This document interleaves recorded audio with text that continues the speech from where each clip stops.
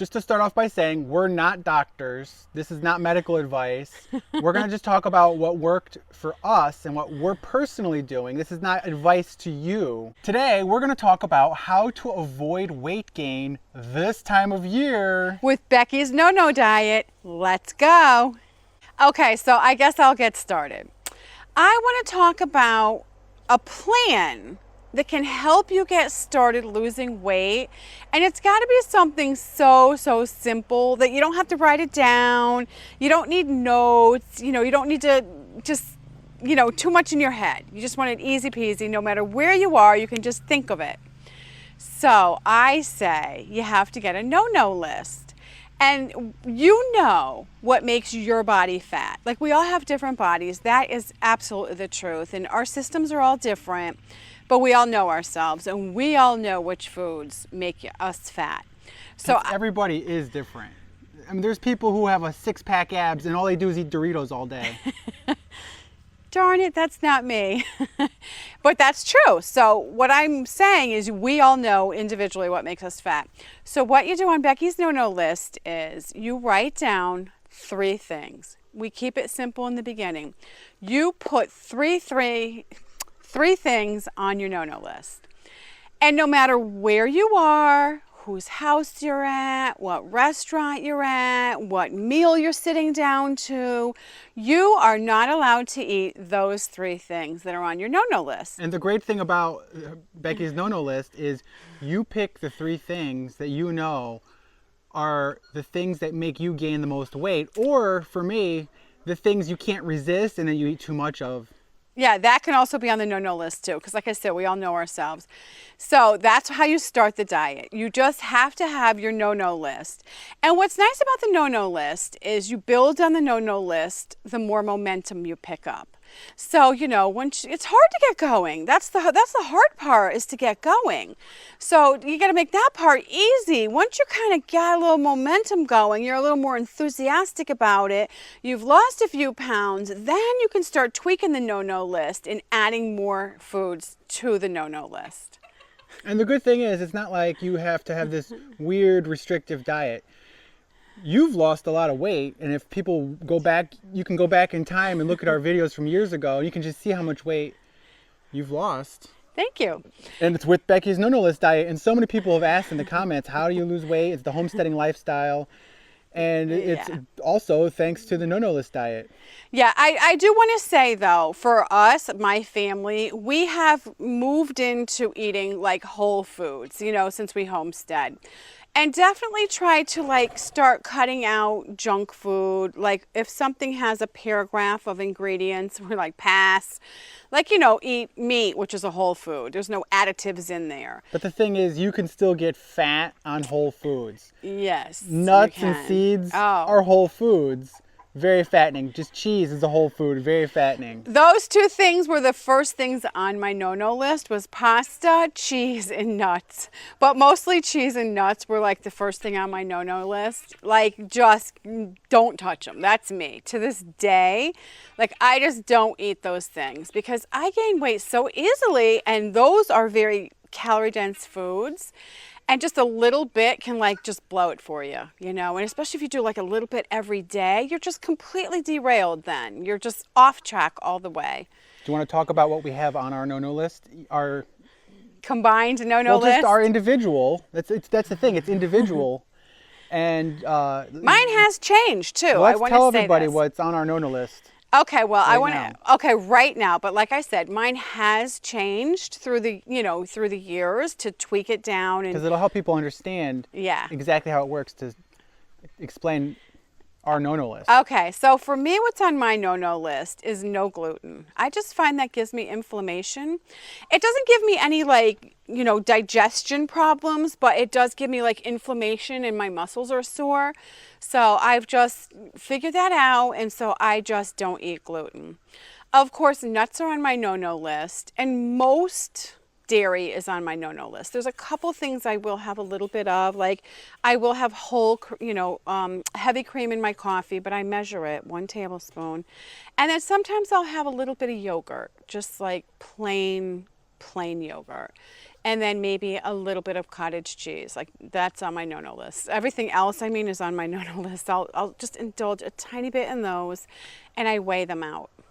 And that's one thing about the no-no list is you can have it be broad, like saying no gluten, Right. which is very broad. It encompasses a lot of different things. Yes. Or you can make it very narrow and say no pie Or no pasta. or no pasta. No Very bread. narrow. So my Right, no-no list right right. now is, so you pick 3 things. My no-no list right now is number 1, no deep fried. Oh, that's a good one. I like deep fried anything. There was an old Ren and Stimpy cartoon where they said, "Can you deep fry a Buick?" Because they'll eat it. Anything deep fried, I'd love it. But then again, if you take anything deep fried, it's it's like triple the fatteningness. Yes, it is. 3 times more fattening. Right. So the number right. 1 thing on my no-no list is no deep fried, and that makes chicken nuggets, potato chips, donuts, like all those things are deep fried. Which you shouldn't be eating anyway, really. I mean, Yeah. if you're trying to lose, like those things you got to just try to pass on by. Number 2 on my no-no list, I put down no flours, because right now I am really trying to lose weight, like very dedicated to really losing weight, like moving the needle right now. So that's more of a strict one. So I put down no flours. So that means no wheat flour, no corn flour, no chickpea flour, no almond flour. Any flours are on my no-no list right now. And that means pasta, pitas, chickpea pasta, almond flour things, all that. Anything that has flour in it. And my number 3. Oh, sorry. Go I'm not ahead. done yet. Sorry. And then the 3rd one, which is similar to my mom's, is no dairy. Because I think I like dairy. It doesn't hurt me, but I don't lose 1 ounce if I eat dairy. If I'm trying to lose weight and move the needle, if I eat dairy, I just don't lose 1 ounce. So I have to have no dairy. And those are the 3 things on my no-no list. Yeah.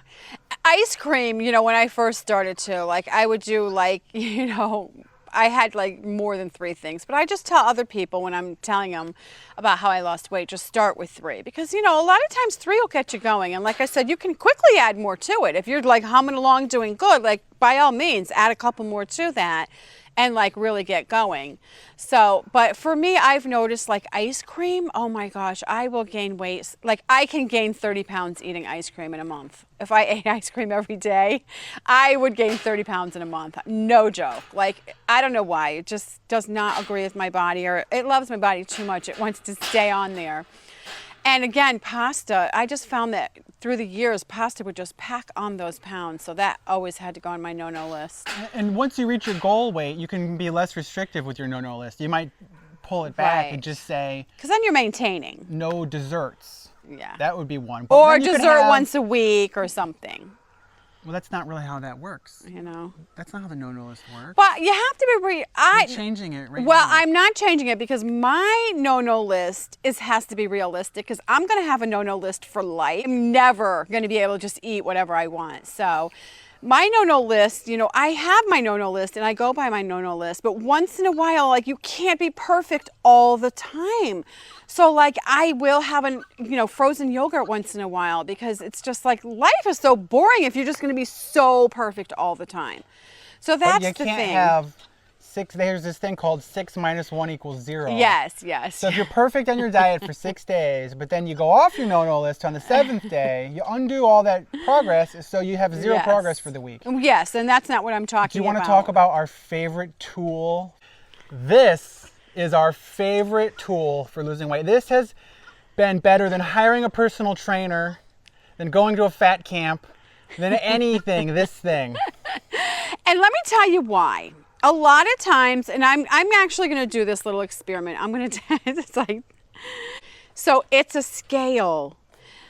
And the reason somebody like me needs a scale is I'm heavy-handed with the serving spoon, putting it on my plate. I'm just yeah, when I use mayonnaise, I'm just too heavy-handed. The whole Even thing when is I one serving. think I'm giving myself less than I want and I'm being good, I'm still too heavy-handed. So when I weigh it, and when I first started using this scale, I would weigh it and I would look at the food and I would just be I'd almost be like, What? like a cartoon character. Is this thing wrong? I was almost like, huh?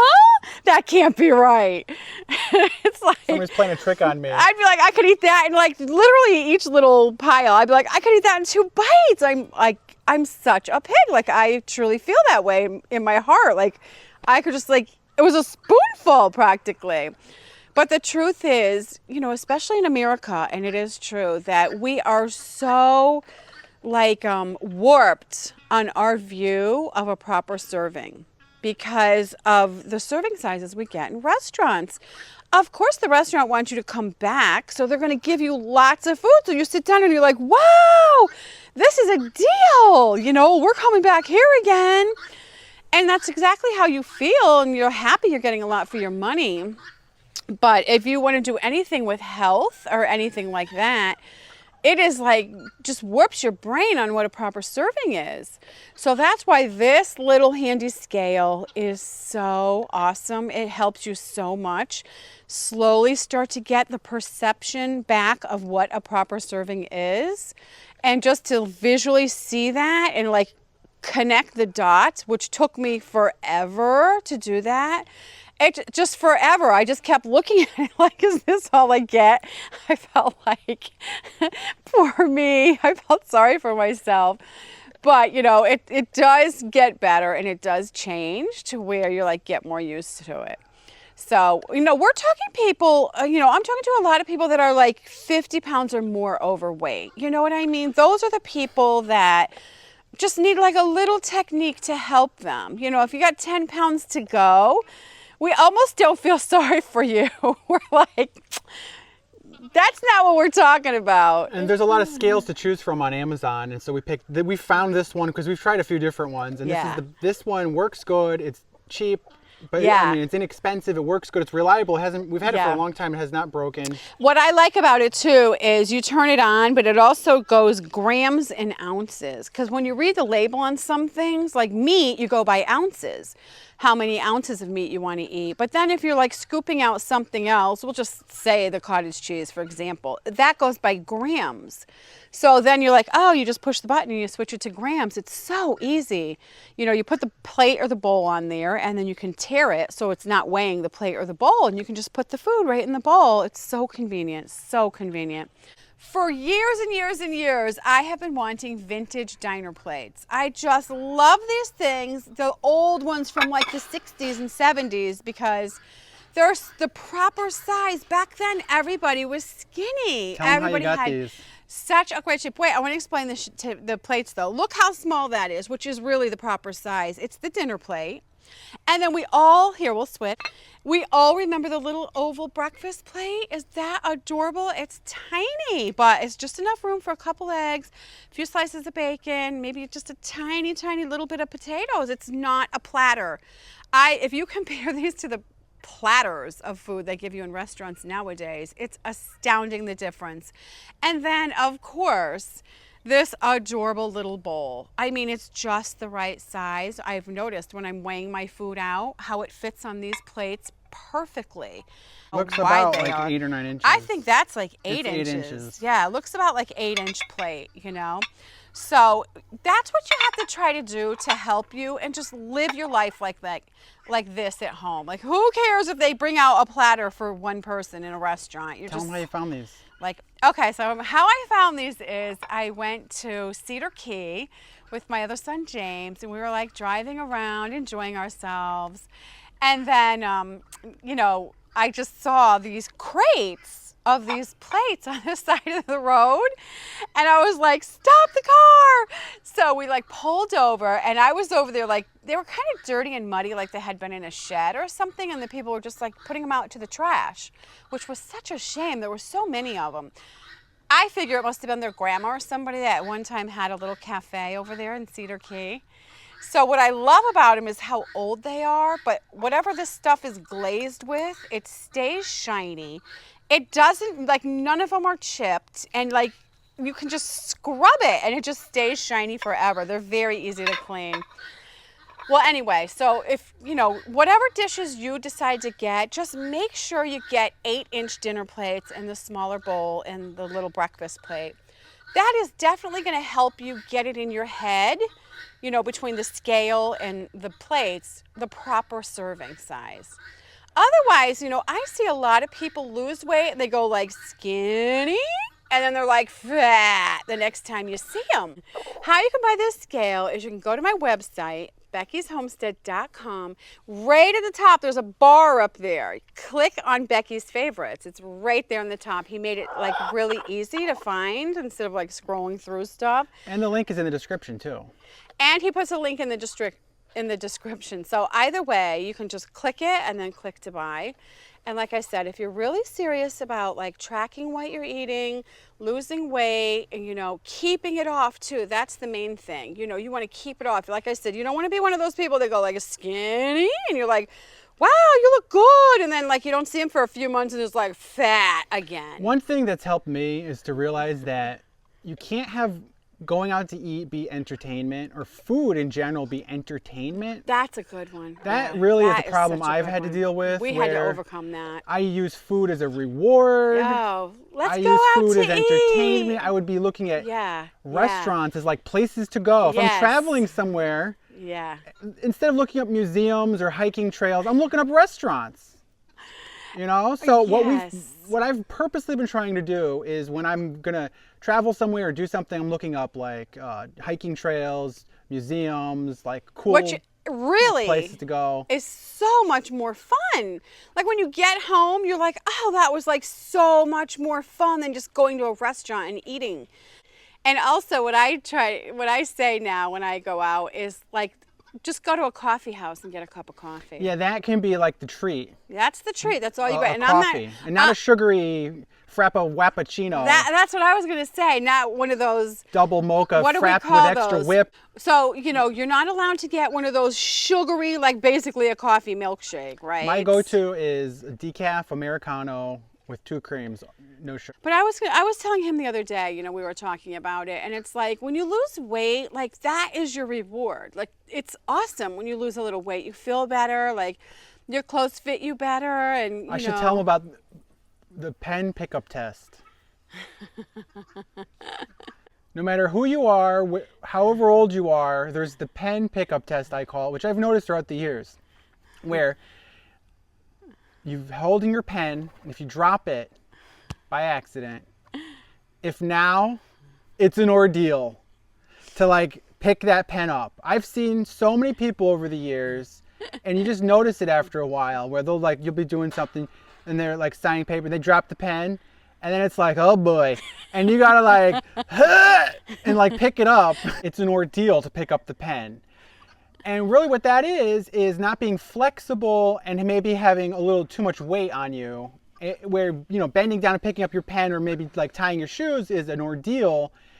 You just don't want to be there, you know, and it's just for your own health. Who cares about looks? But looks and all count. that stuff. I do think looks count because But you can't live your life for looks. You got to live your life for health, yes. your own. I agree. Your own Comfort. like mobility. Yes, because you can go do more things. It's more fun. But I want to tell you though, looks do count though, because who doesn't want to look in the mirror and just feel like they're looking their best? You know, you don't want to look in the mirror and go like, oh, like, you know, you just see this much, like the headshot, because, you know, you don't want to see the rest of that. You know what I mean? So I do think looks matter.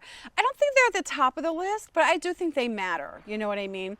But of course, good health is the most important part, and that is on the top of the list is your health. Because when you feel good, you're like more happy, you're more productive, you're more agreeable with people you hang out with, you're just more fun to be around. When you feel good, you know, life is just better when you feel good. We all have control over this. It's in our hands. We can do it. All we need are a few good ideas, a little encouragement, maybe a couple tools like the scale and the plates, and then we can do it. For sure, anybody can do it. Also, being a homesteader keeps you in good shape because you're active. I just read something how when people are joining the military, they're in such poor shape because they've never carried anything heavy. Yeah. And when you're in the military, you know, you have to carry your pack, you have to carry even your rifle. your fellow soldier if they get injured. Oh, good one. You have to carry, crates and big things, you know. Yeah. So, but the people now they've never carried anything heavy. And just think about the things we carry on the homestead. We carry 50-pound bags of feed. We push and roll the huge, 800-pound roll of hay. Yep. Hay bales. Fencing, like those fence panels, what are those, like 30 or 50 pounds each? They're I'd pretty say heavy, 40 pounds each, maybe. you know? So being a homesteader, you're carrying and moving and lifting heavy things. Yeah, even taking care of animals, like when I have to do the horse's feet, you know what I mean? Like I try to train them as perfect as I can so they lift that foot up and rest it on the hoof jack, but you save money because you don't have to join a gym. I just discovered this, we'll put a B-roll shot of it in here. This thing over the gate is like the best pull-up bar ever because it's kind of fat around, so you're getting your grip at the same time as doing pull-ups. And what I've been doing is I hang on it and I just lift my knees up. He's using my corral panels. And that works your stomach. Which is awesome. Like it's like country cow panels. It's like for the homestead exercise. I tried to do it today. I'm watching him. I'm like, oh, I want to try that. And I know myself. I'm like, I will not even be able to you're gonna keep practicing, and you're gonna be like the gymnast. You just grab it, and slowly, without even trying, you just become upside down, up there, like a plank. You just go upside down. You're just hanging there without even like exerting yourself. I don't see that ever happening for me. I don't know. I just don't think I can. And then you come down to where you're parallel to the ground. You stay like that for a second. And you come down and let yourself come down. Those people train like 8 hours a day. That's like Cirque du Soleil. Those people train like 8 hours a day. They also hurt themselves a lot. Yeah, you don't want to hurt yourself. That is key, though. In anything you do on the homestead, sports, dieting, you don't want to hurt yourself because that defeats the whole purpose of making yourself better. So be careful. Be really careful. Because if you don't injure hurt yourself, then you can't do anything for months, And then you are like in pain, and then you are gloomy and, kind of a drag because you don't feel good. Yeah, so for sure, be careful. Okay, we're going to put some little B-roll in there of me hanging on the bar and Scott doing the exercise just for a little giggle. Okay, so thanks so much for watching. Please click the like button and share the homestead joy with your friends and family. It does help us a lot, and we'll see you next time. Bye-bye.